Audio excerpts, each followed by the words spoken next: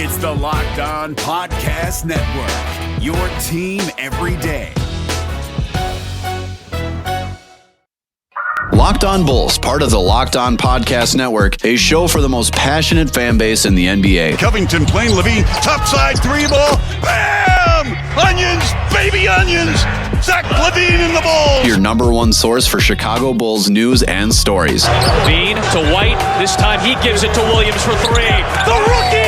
The Puma! Oh my goodness, what a shot! Hosts Jordan Malley and Matt Peck dive into the best Bulls news and stories around the NBA. Jordan Malley. Jordan, great to see you. Through our 670 score scope. Yep. Where is he? And it's right over there, Bill. Are you flat out kidding me? Matt Peck used to do a great job with the Bulls Outsider Show. Now he's doing Locked On Bulls. There he is, human floor burn. Oh, don't mess with the boots. But watch this crossover. Can't spur to free league ghost. Oh my goodness. That is. So kick back, I'm not. relax, I'm not. and get ready for the best hour of your day. I'm not. You can just see the vibe. And these guys are men. Locked On Bulls starts now. I love it. Pass to Levine with a right-handed jackhammer slam. Oh my goodness, that was filthy. Here are your hosts, Jordan Malley and Matt Peck. I'm getting out the dancing shoes.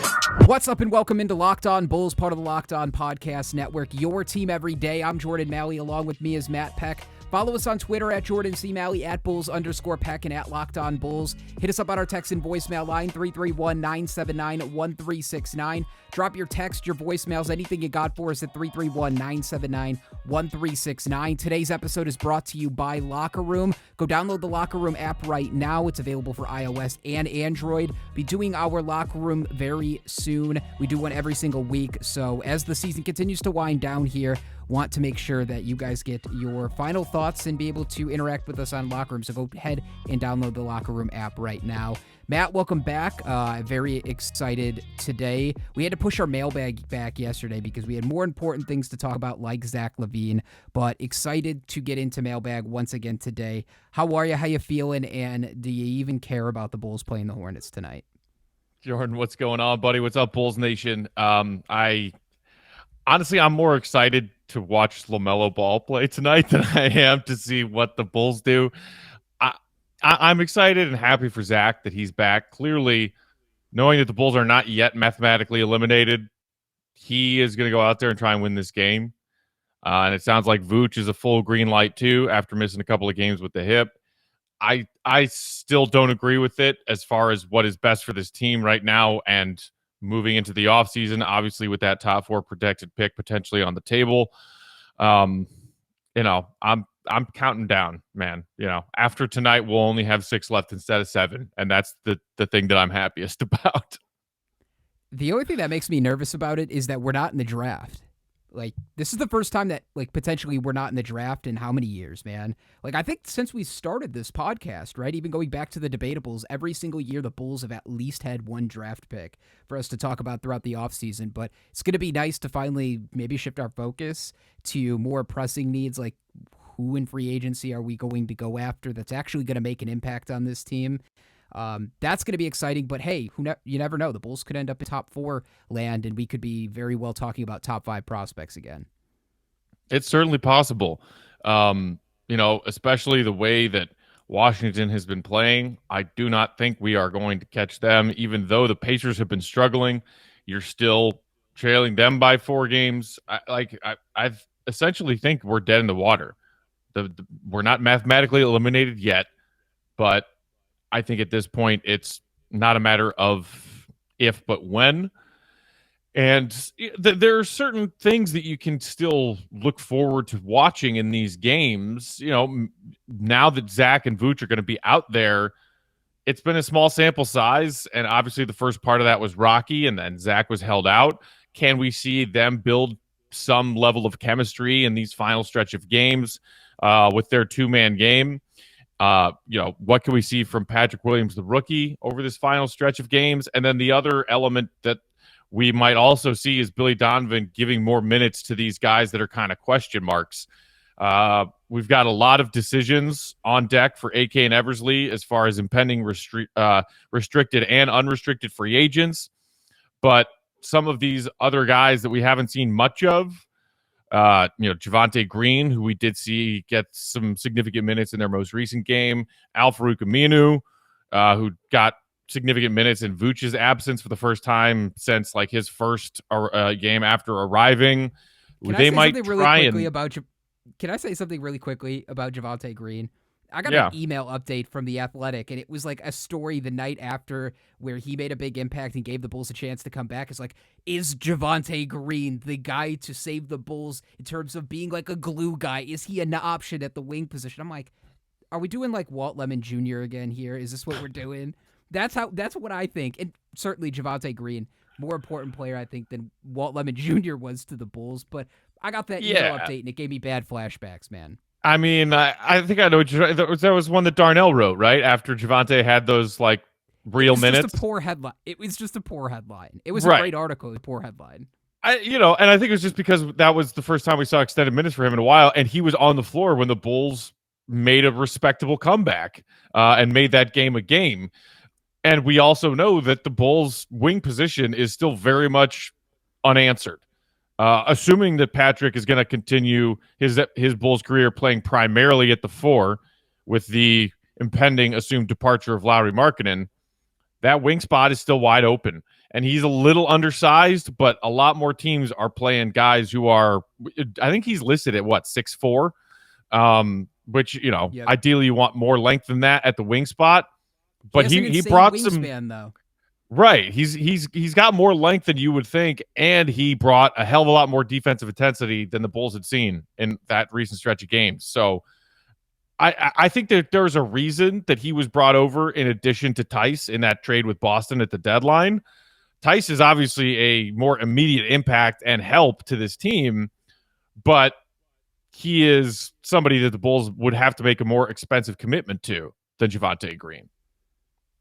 Right, and like let's be honest too, beggars can't be choosers because we haven't had many wing options other than like our actual starter, and most times it hasn't been them since the rebuild started. We always joke about Shaq Harrison having to play like legit minutes at the wing last year because we just didn't have anybody. So it is nice to get an evaluation, though. I do agree with you on that. I just like after all the positivity of this season, just to get an email with that headline is Javonte Green a legit option? I'm like, damn it. I thought we were past this point, but maybe we're not. The one thing I do want to hit on, Matt, really quick, as we were talking about some of these guys that are getting some playing time that might not, especially when the Bulls do get eliminated, because they are going to. I think the Wizards are going to take that spot. We got asked like about a week ago, what's up with Al-Farouq Aminu? Why isn't he playing? Why haven't the Bulls given him a look, especially when they were depleted down guys or guys were just inconsistent? My opinion on that is he's bad. He's really bad, and like bad to the point where he couldn't even get into the rotation to help them. Like the few minutes he did play when he came over, it wasn't good, man. He was turning the ball over left and right. He just looked out of sorts, and I don't know if that's a new team or what, but do you agree with me? Yeah, I would agree that he didn't look great in that first couple of games right after the trade when he was out there. I think part of it was that he looked to me like a guy who was not in very good shape. I mean, Aminu's never been a, Jimmy Butler 2.5% body fat kind of guy. But even for who I have known Al-Farouq Aminu to be in his career, he looked like he was not in shape, which makes sense because shortly before getting him, along with Vooch in that trade from Orlando, he had missed a considerable amount of time with an injury and had just recently come back. So given his veteran status, given the fact that he was on the shelf for a while, it stands to reason that he was not in great shape. And maybe because the Bulls have not had practically any opportunities to practice in between this crazy hectic schedule and their travel and all of these games piled up, he hasn't even gotten run in practice to get his conditioning back and to get into game playing shape. Between that and being out of the rotation entirely for, a dozen games, 15 games, he came back in and was rusty and still probably not in great shape because he wasn't even in practice shape. That Magic team was weird, too, that he was playing with. Like, it's a completely different style than what the Bulls were playing as well. And actually, like, not even to his discredit, like, the jumbo lineup was better, right? I feel like Billy Donovan probably thought the jumbo lineup in spots was working better than whatever Al-Farouq Aminu could give you at the 4. That being said, I just don't see him as a long-term option. So I wanted to answer that for somebody who had tweeted at us about a week ago asking what was up with him. And he certainly would be a not quality, but a likely trade candidate, given that he is under contract next season. Well, not yet officially, but player option. And I believe that player option is for just north of $10 million for next season. So if the Bulls don't think that he is worth that money and can find a way to maybe get off of that, it could be a way to free up some more space, because the Bulls, I think I saw today, if they renounce their rights to everybody who's about to hit free agency, including restricted free agents, guys who are on non-guarantees or partial guarantee, not including the partial guarantees of Thad and Sato, but including the non-guarantee of Archie and the other free agents, they could get $16 million under the cap for next season. If they want to try and get off of Aminu's money to free up some more money, maybe, find a point guard, find a starting wing, whatever it might be a tough sell. Unless he plays a lot of minutes in these last 7 games and looks really good doing it, which doesn't seem likely, does it? And I don't know what the exceptions either that the Bulls have too. So I don't even put that out of question either. Their main spending this offseason should be on a point guard, and everything else can come supplementally. Even if they do hit the cap or go over the cap, they'll still have some veteran minimums that they can give out. They'll get a few exceptions too. I don't know if they got, from making any of those deals, if they got any type of trade exceptions, a little bit of money where they could make a deal happen. Not necessarily just for him, but whoever. That's how they fill out the roster. I see the main goal, though, of that money being spent on a point guard this summer. I think you and I both can agree with that. What's up, Matt and Jordan? This is Noah from Chicago, Southside. I just want to get your quick theos on Daniel Gafford. I know he's not with us no more, but he balling out with the Wizards now. Do you think the Bulls gave up on him too soon? That's all I want to know. All right, thanks, guys. Enjoy your day. Yeah, he's been absolutely destroying. I will say that. But it's hard to not when your specialty is running the floor and throwing down absolute hammer dunks, and you have Russell Westbrook as your point guard. I mean, it's hard not to do that. It's hard not to get 15 and 6 off the bench every single night, right? Yeah. I mean, you hit it right there. He has Russell Westbrook running pick and roll with him. And we saw in certain glimpses when Gafford had somebody who was capable of coming around his screen and throwing him a lob, that he's really good at catching lobs and throwing them down with authority, and that he's also a pretty, spectacular, high-flying shot blocker on the defensive end. We've always known that about Gafford since we watched his Razorback, highlight reels after we drafted him in the second round 2 years ago. And in the small glimpses of opportunities that Boylan gave him and then Donovan gave him this season before he was traded. The whole, do you think we gave up on him too soon thing? I don't know. I'm certainly happy to see him playing at this elevated level with a greater opportunity. Clearly that was a piece that Washington team needed. I'm not kicking myself right now, and I'm not kicking the Bulls front office for trading him away based on a sample size of 17 games, the back end of a season, where he's been the benefit of other people on that Washington team playing really, really well. But that's not to sell him short, though. Jordan, earlier today, when I saw that we had this voicemail in our inbox, I went and looked at Gafford's stats in his 17 games with Washington. And by the way, their record in those 17 games is pretty darn good. The ones that Gafford has played in. Just take a guess what his per 36 is in his 17 games with the Wizards. It's probably points and rebounds. I would say probably close to 20 and 10. No, 22 and 12 per 36. 22 and 12 and 4 blocks. And Gafford's never played 36 minutes in his. Gafford's never played 36 minutes in his life. But your point is valid, man. Right. So he's averaging 18 minutes for them off the bench, but even still in those 18 minutes, he's averaging 11, 6, and 2 blocks while doing 70% from the field because it's, again, all dunks. So, I mean, Happy for him. Am I kicking myself that the Bulls let him go? Not yet. It's crazy. We're not used to both teams winning the trade, right?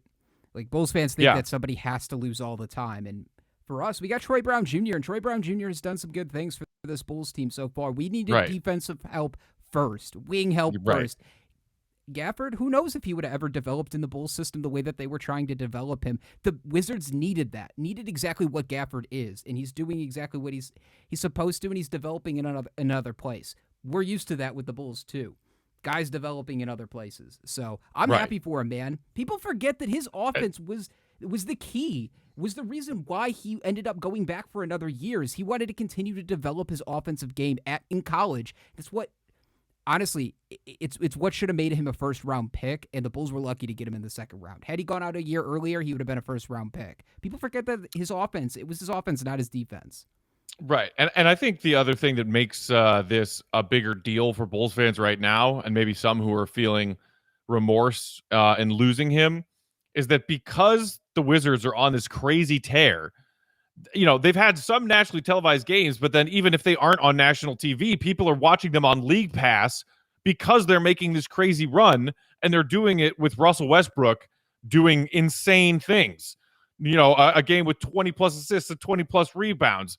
These, nights where he's chasing Oscar Robertson's triple-double record. He's a couple of games away from breaking it, and he's doing it with insane stat lines. So the Wizards are must-see TV right now for a variety of reasons, and because of that, more people are watching. Hey, this Daniel Gafford guy, look at the dunks, look at the blocks. Wow, this guy can play. And nobody was watching him do what he was doing with the Bulls because nobody was watching the Bulls.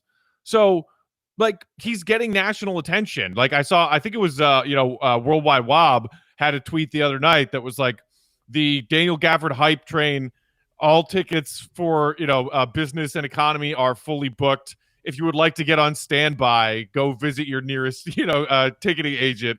And, it was funny. A lot of people interacting with it.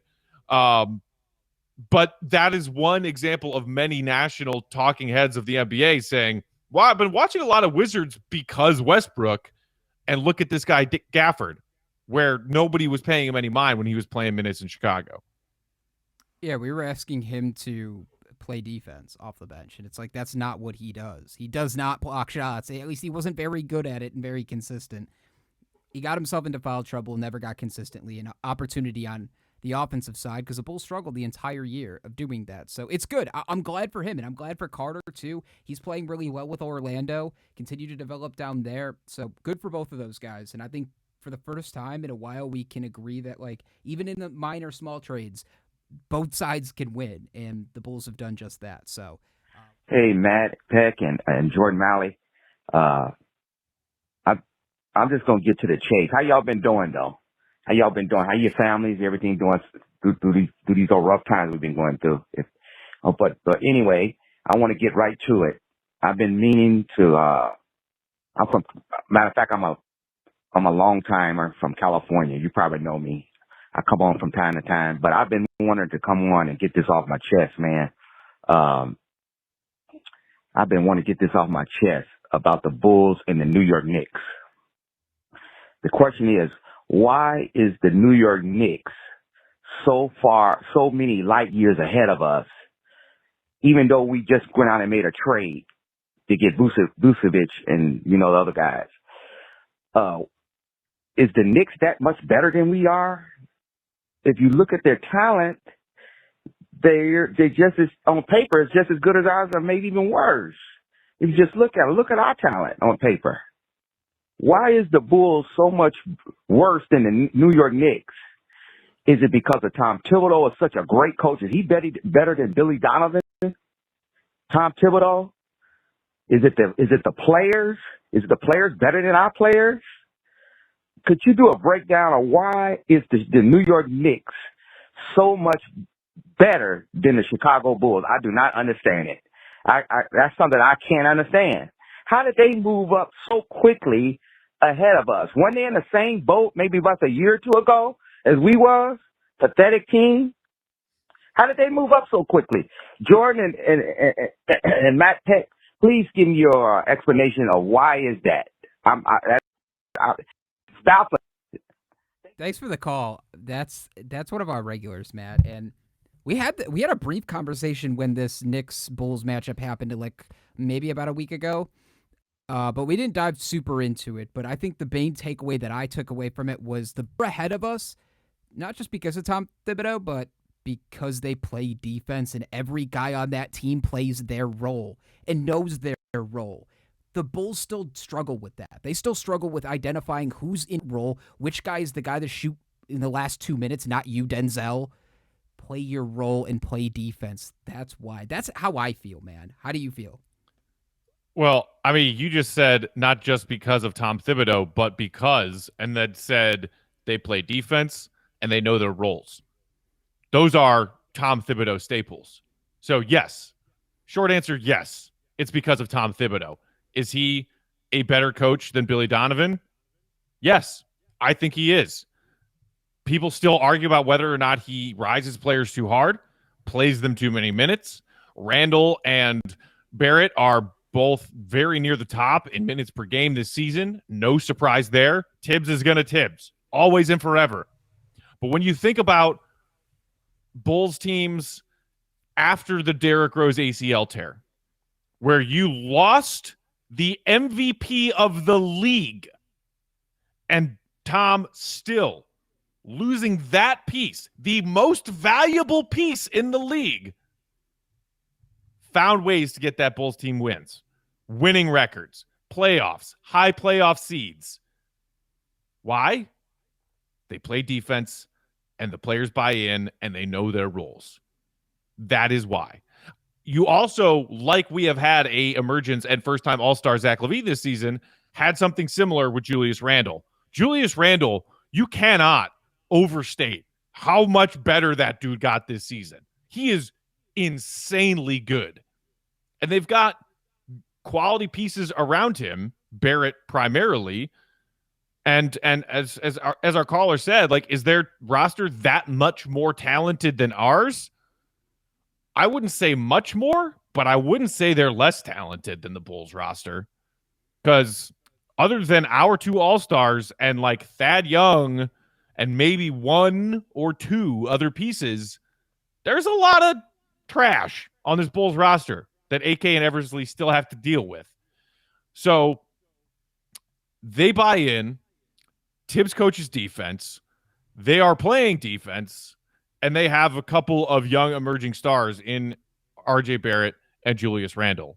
You put all that together, and it makes it pretty clear to me why the Knicks are taking this stride this season and the Bulls are not. Let's also remember that the Knicks and Tibbs, with knowing your roles and them being the same, have been the same team all season long. The Knicks have not, other than adding Derrick Rose, which has helped them tremendously as well. You look at what they've done since D Rose came on board. He's been a quality piece too. But they didn't have as many changes and as much flux to deal with as this Bulls team this season. Yeah, the Bulls or the Knicks haven't been ravaged by COVID either. That's part of it, I think. Right. I think the Bulls blowing all those games early too. The Knicks closed consistently. And even when they lost Mitchell Robinson after a quarter of this season, even Nerlens Noel stepping up in his role, and I talked about it last week when we were going up against them, like he's a legitimate person. He's somebody that should be talked about as a defensive player of the year kind of type of candidate. He'll probably play somewhere in the top 5 or the top 10, and he deserves it because he plays his ass off. He might only score 4 points a game, but he makes sure you don't score anywhere near 4 feet near the basket. Great player. Again, a dude that plays his role. Reggie Bullock knows he doesn't need to score every single night for them to win. Dude that goes out there and consistently knocks down threes. The one person that wasn't brought up, and I think the Knicks, partially you need to get lucky, the one person that wasn't brought up, Emmanuel Quickley, who they took in this year's draft. Man, he stepped up and filled a void that they were desperately missing. Elfrid Payton was terrible this year. He hasn't filled the role that they wanted him to fill after having a good contract year. They brought him back and paid him a decent amount of money to do that. They got lucky, and before they made that Derrick Rose trade, I don't think that they realized that they had Emmanuel Quickley to play in that significant role. Again, all guys that go, play their role, see, and continue to develop. And you're right. Tom Thibodeau also plays his guys like 40, 45 minutes a night. We've been shuffling guys in and out all season. So I think long-term, the Bulls are still set up in a better position than maybe the Knicks are long-term, because I'm still not fully convinced after what I saw what happened in Minnesota that what Tom Thibodeau did here, he could recreate with the Knicks. That being said, Billy Donovan also has his playoff issues as well. So I think we're on the right track. It's just unfortunate the Knicks have had a couple of lucky breaks. We've had some unfortunate breaks in season, and that's sort of where we are right now. But you're right, Randle, Barrett, Derrick Rose has played an amazing role for them since he's traded there. Everything, man. Everything has clicked for this Knicks team, and it's crazy. We talk about competent ownership or competent front office people. They got competent front office people, and now you look how that team is run too. So it's nice. It's nice to actually have two major market teams now trying to build themselves back up, and the Knicks being the successful story this year. Hopefully the Bulls are the ones that are the successful story next year. Would be nice. Would be nice. I understand that obviously Bulls fans are jealous, saying like, man, because it for years, our only saving grace when we wanted to feel not as shitty about ourselves as Bulls fans as we did was saying, at least we're not the Knicks, right? That was the only thing we had. Now at least we're not the Knicks. And we can't say that anymore. They still have Dolan. They still got to deal with that. But it's not like we feel all that much better about Jerry here in Chicago. Shout out to you and all of my fellow Sox fans who are dealing with the aftermath of Tony La Russa not knowing what the rules of baseball are in their recent loss. That's another combo for another seriously, day. we could do a whole crossover episode with Locked On Sox and just talk about incompetent managers and coaches and just compare and contrast Jim Boylan and Tony La Russa's like 12 games so far. Exactly. But so we always used to be able to point at the Knicks and say, well, yeah, things are bad, but could be worse. So it sucks now it's the Kings to see the Knicks being not only a team that looks less dysfunctional, but actually good. They're going to have a winning record this season. They might even finish as a top 4 seed and get home court playoff advantage in the first round. I think I saw a tweet that somebody said this will be the Knicks' third above 500 season in the 21st century. What? That's insane. That's crazy.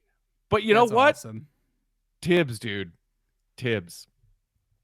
He wins. It's part of the reason why the Bulls brought Billy Donovan here, is because he wins, and you got to start somewhere, right? Even if Tom Thibodeau's not going to bring a championship to New York or Billy Donovan not bringing a championship to Chicago, you got to start by building that path back up when you've fallen so far in the hole. And both the franchises over the last decade or so have done that to some degree. So, yeah, I would say it's frustrating to watch right now, but let's wait to see what this team looks like next year completely all together, right? We made a trade halfway through the season, and then Zach was out 4 weeks. So we didn't even get to see what him and Vooch fully look like together. So give it another year. If it looks like this at this time next year in 2022, we're still having the same questions, I'm all with you. I would be in full panic mode as well, but I'm not there yet. I think for the most part, everybody's done their job with this Bulls team, and this front office deserves a lot of credit. Just we've got some unfortunate breaks in the second half of the season, Matt. That being said, you had an email from a listener, correct? Yeah, I wanted to get to this. This is a really great email from one of our listeners in Poland. His name is Wojtek. So he has some thoughts about his Bulls fandom, and then also has a couple of ideas for the Bulls roster overhaul this offseason. He says, "Hey, Jordan and Matt, writing for the first time, been a big fan of the podcast for a long time, and I want to thank you for your work. I come from Poland, where I live now. As a child growing up in Poland, I was a fan of MJ. I remember watching replays of Bulls games with Jordan, Pippen, Rodman, and Kukoc. I didn't watch NBA for a while, so I missed the Derrick Rose years in Chicago. But then I moved to Chicago in 2017 and lived there for 2 years." This is funny. "So my stay in Chicago started when Bobby Portis punched Niko Mirotic in the face and ended when the guys were punching the clock installed by Jim Boylan in the Advocate Center. So the Felicio era of Bulls basketball. Somehow during that stay in Chicago, I became a big Bulls fan again. And this is also thanks to your podcast that has helped me understand more about the game. Now I'm cheering the Bulls from Poland, trying to follow all the news and watching the games. So, a question about the future in this offseason, which is crucial. What do you think about this starting lineup? TJ McConnell, hey, Zach LaVine, DeMar DeRozan, Patrick Williams, and Niko Vucevic. So, thinking about the offseason of possible free agents, I think these guys, DeMar and TJ, are possible options that can make our team better, maybe even fourth in the East. DeRozan would be the third star the Bulls need to have a good team. Trading for a star this offseason is going to be impossible because of the lack of assets after the Vooch trade. So a free agent like DeRozan might be willing to come to the Bulls, go back to the East, play with Zach and Vooch, and get his money. A sign and trade with San Antonio could make this possible. DeRozan to the Bulls, contract around $30 million a year. Markkanen to San Antonio, as it's been reported, they'd be interested, and someone else to match salary. There would be different options. Aminu with second-round picks for taking on his contract, or Sato or Thad with some second-rounders thrown in. Then you have three elite offensive guys. DeMar is not only a scorer, but is good playmaker, those skills he developed in San Antonio. Moreover, he would fill the need of a small forward and allow P. Will to shift to the 4. I think Acme could try to sign him. There was a report around the deadline about the Bulls' interest in trading for him, and could also be a reason why Lowry is still on the team for those sign and trade purposes with San Antonio. Now, what about the defense? DeMar, Zach, and Vooch in the same lineup sounds scary. So the second part of the plan is getting TJ. Probably the best defender available this offseason. The biggest defensive need that we have right now is to protect the point of attack, as you guys discussed on a recent episode. I think with a good point guard defender, Vooch would look better on the defensive side of the ball in the drop coverage. TJ's small, so he can only defend 1 and 2, but that's not a problem in drop coverage, and the system is here to stay with Vooch. We do not have a team that could switch, so we need a guy that would fight through screens and bring energy on the defensive end. TJ is the best available option. Offensively, he's a smart, intelligent passer, can score from spots from the 2-point, low usage rate, which is good in a lineup with 3 high usage rate guys. The concern is his 3-point shooting, but I think we could live with it. Is it possible to get him? I think the Bulls would attract him with a starting role that he wouldn't have in Indiana. The salary cap would be a problem. Sato or Thad would have to be traded to create space. Might be difficult to extend Tice as well, although he would be a great backup center. I think it could be figured out. TJ should not be expensive, maybe 10 to 12 million. Let me know what you think. It'd be great if you could discuss this on the pod. All the best, Wojtek. So a long email, but I wanted to read through most of it to say thanks to him for being a longtime listener to the pod. And he's got some really good thoughts here on how to improve the Bulls roster this offseason, Jordan. So just out of the gate, let's start with DeMar DeRozan. Do you think that that's a possibility for the Bulls this offseason? He's an unrestricted free agent this summer. And would you like to see the Bulls go after him? They're going to have to get creative, but I think that that's one of the guys that they should chase, man. Like I said it at the deadline. I said, go get somebody else that can play make if you can't find the effing point guard. He can. He's consistently put up nights where he's dropped 7, 8, 9, 10 assists with the Spurs. And the Spurs they don't have world beaters in terms of scorers either. So if he's doing that there, I would love to see what he would be able to do with Vooch and Zach. And even if he only wants to do it for 1 year, like say, hey, you know what, give me a 1-and-1 option. Let me see what this year brings. If I like what's here, I'll pick up the option. Still short term for the Bulls, still short term for him. He could decide to go somewhere else. I think it works for both sides.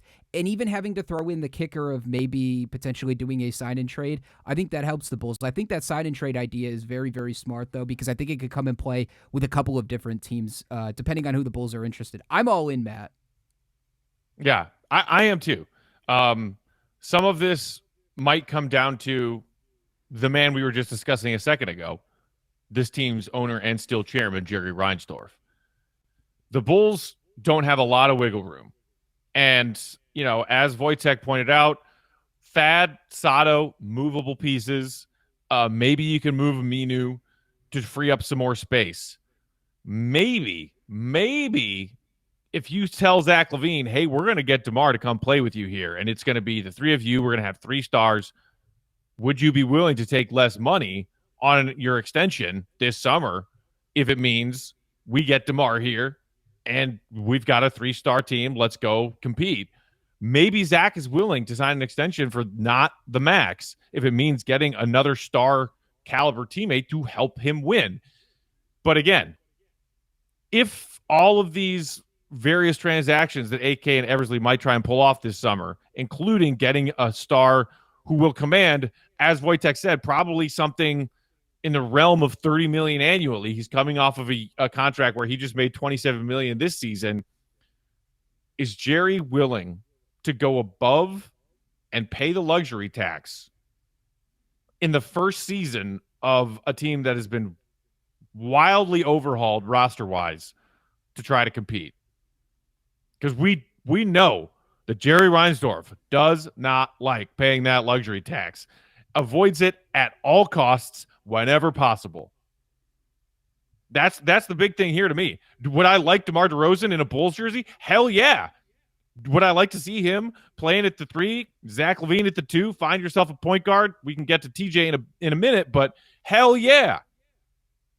If it's going to cost you more than the salary cap for next season, the green light still needs to come from Jerry.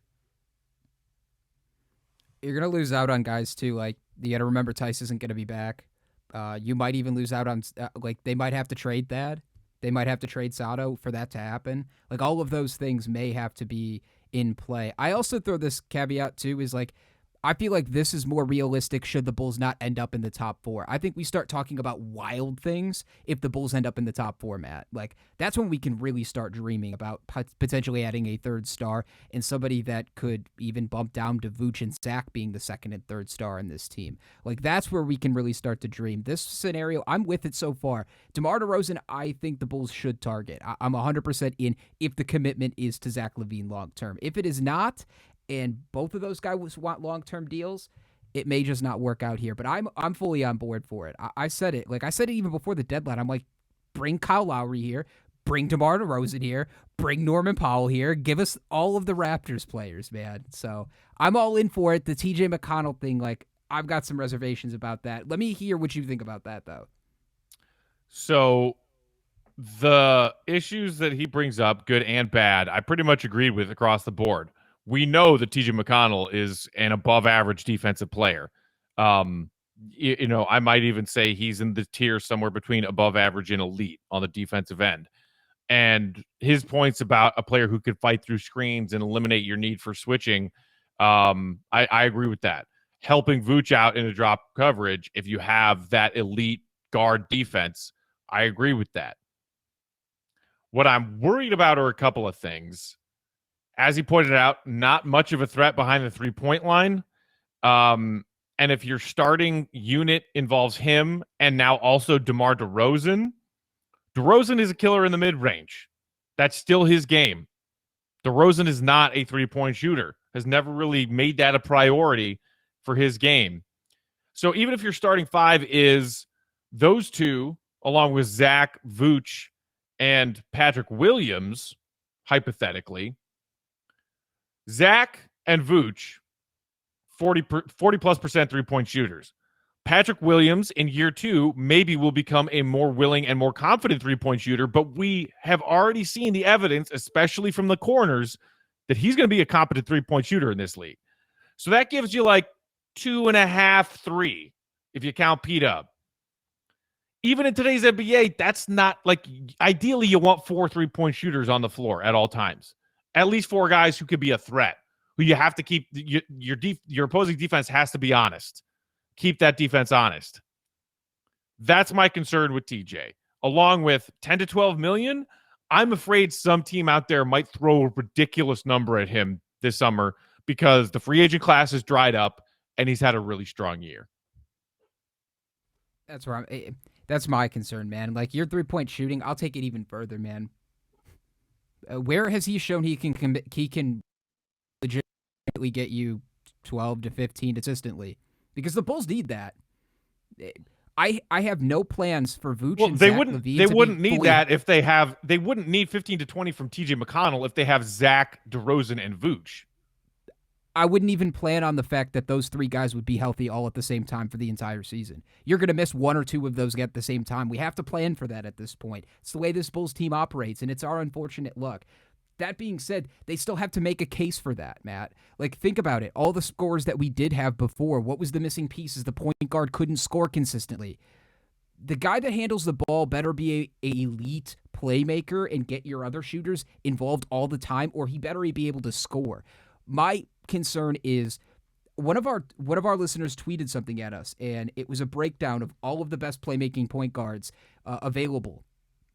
TJ McConnell popped up in this, man, and the one thing that popped up in red, outside of all of the green being in the top 10 percentile of basically every playmaking category possible, is scoring gravity. And it's the amount that he produces scoring, whether it be himself or to others. And it was one of the lowest. The other player there is somebody I've said for years now, is go get Ricky Rubio. Ricky Rubio might actually be your option, Matt, at a cheaper cost. He seems like almost the same type of player as TJ McConnell. I go here because how many games do you think TJ McConnell has started in his entire career? He's played 447 games in his career. How many think he started? I'm looking at his basketball ref page right now. His second season with the Sixers was the most starts with 51. His rookie year, which, by the way, he was 23 years old, his first year in the NBA, he had 17 starts. In the last 4 seasons combined, he has 9. He has 9 starts in the last 4 seasons combined. And he's played pretty much every single season fully 76, healthy. 76, 71, 62. So those numbers can be deceiving, Matt. It's the same way that we talk about the way that Lowry's numbers look like in 19 to 22 minutes. He looks like an all-beat. Like, oh my God, why isn't he scoring 25 a night? Like, per 36, that lines up. Like the same way we were just talking about Daniel Gafford. Because in that role, in that 19 to 22 minutes, he's very effective. Anything more, I don't think why would you want to buy that? Why would you buy into that? And then the same thing I would ask is, you think Zach LaVine and Vooch are going to say, oh, that's the guy that's going to get us over the top? TJ McConnell might be a great player off the bench in that role, man. That's not the guy that we need an actual legit starter. So that's why I say, maybe I counter to you. A player like TJ McConnell, a veteran point guard that might cost you a little less, Ricky Rubio, might not be the worst option there. Who occasionally can have these wildly unpredictable hot nights from downtown, like when the Bulls and Wolves played earlier this season, and Ricky Rubio was like 6 of 6 from downtown. McConnell has never even averaged one three-point attempt per game, by the way. Oh, that's not true. His rookie year, he averaged 1.1 three-point attempt per game, and it has basically steadily gone down. This season, he's averaging 0.7 three-point attempts per game, 6.8 shots per game in his 25 and a half minutes. Yeah, you're right. The scoring is very underwhelming. What you do like is his assist-to-turnover ratio, especially this season. He's averaging, in just those 25 minutes, 6.6 assists per game to just 1.9 turnovers. So he's got an assist-to-turnover ratio greater than 3, which is always like that sweet spot. If you find a guard who's got an assist-to-turnover ratio greater than 3, that's good stuff. But you are absolutely correct with, can you extrapolate those numbers to a guy who is not only being asked to play more minutes, but is also being asked to play those minutes against your opponent's starting caliber defense on a nightly basis and not picking apart your opponent's bench on a nightly basis. That's a big difference too. Mike Conley will be a free agent. He's on this list too. I'll retweet this from our account because it's actually pretty interesting, and it actually makes me pretty sad as a Bulls fan because look at who's top 2. The 2 guys on this list that are pretty much in the 1 percentile in terms of like pass creation and the ability to draw defenses and just the ability to play make on the offensive end. It's Luka and it's Trae Young, both 1 and 2. They're both in the 1 percentile at every category, man. It's bad, but I will tweet this out because it is man, interesting. Aren't we glad we got some of those late season wins before that draft class? I mean, it's okay, y'all. We got Wendell. Yeah, remember when we were at 4 and we dropped to 7? That's all I'm saying. Even if you lose out games, you still don't win. So there's that as well. Remember that. Guys like Mike Conley though are going to be available this summer. Let's see what he does. Let's see what guys like John Wall. What's the long-term plan for Houston and John Wall? He's also on this list. LaMelo Ball, or not LaMelo Ball, Lonzo Ball is also on this list. Like, there's guys that are going to be available this summer that could fit that role perfectly for this Bulls team. So I don't hate TJ McConnell, I think he would fit a great role, just not where the Bulls are at right now, if that makes sense. And I still believe that you got the guy on that roster to some extent, and Ryan Arcidiacono in a role of 13 to 16 minutes a night. Oh, God. I true. mean, dude, McConnell is better than Archie. Like, he is. Acknowledge that. That's why it's light. It's TJ McConnell light. It's TJ McConnell light. Give Archie some credit. When he's out on the floor, he's matching up with Giannis, and even though he knows he's going to get postered and embarrassed, but at least he gives a shit, and that's that's the main thing you need when playing defense, is to actually give a shit and give some effort. So that being said, I don't hate any of these plans. I think it's a good option. There's going to be many for the Bulls to have over the next 3 months, and my focus is going to be on what Zach and Vooch say at the end of the season, man, and use that to be able to gauge how this front office approaches this offseason. So, you got something else before we get out of here? Nah, dude, I'm good. I'm with you. Like, and again, like you said, I think a lot of this will largely depend on how those lotteries shake out. Maybe if the Bulls do jump into the top 4, AK and Eversley see that as an opportunity to use that, because as Wojtek said in his email, not a whole lot of trade assets on this roster right now. And you gave up 21 and you gave up 23 first rounders. If they get lucky and get into the top 4 and keep that pick, maybe they say, here's something we can use to get a third star to come play with Zach and Vooch here and now, starting this upcoming season. And if they went that route and we got Zach, DeRozan, and Vooch, dude, I'm more than cool with watching how that happens. So what we got to hope, if we're talking about trade chips, we got to hope that Lowry picks a team that, if it's not the Bulls that want him long-term coming back, we got to hope a team that wants him can set us up for a sign-and trade. I think that's our best tradable asset right now. If you don't want to pick apart like actual core pieces, like pieces that are going to cause losses or wins. In this case, You don't want to take away pieces that are going to provide wins. That being said, if you've got any reaction, any questions, any calls, texts, any thoughts about this Bulls season, you want to talk about some of the off-season plans, maybe you just want to give your evaluation of the season as a whole, you can hit us up at 331-979-1369. We're on Twitter at Jordan C. Malley, at Bulls_Peck, and at Locked On Bulls. Hit us up again, 331-979-1369. Again, subscribe on YouTube. We've been on YouTube for the last couple of weeks. Every single episode is up there. So if you like watching the podcast instead of listening to it, or you want to do a little bit of both, go subscribe to our YouTube channel. As soon as we hit 500 subscribers, we're going to give away a Zach LaVine jersey. So make sure you go subscribe. We're almost halfway there as well. So subscribe, be part of the first 500, and you'll be entered for a chance to win a Zach LaVine jersey. For Matt Peck, I'm Jordan Malley, Bulls Nation. Have a wonderful day. Be back tomorrow with a fresh episode. For Jordan and Matt, we are out. Deuces.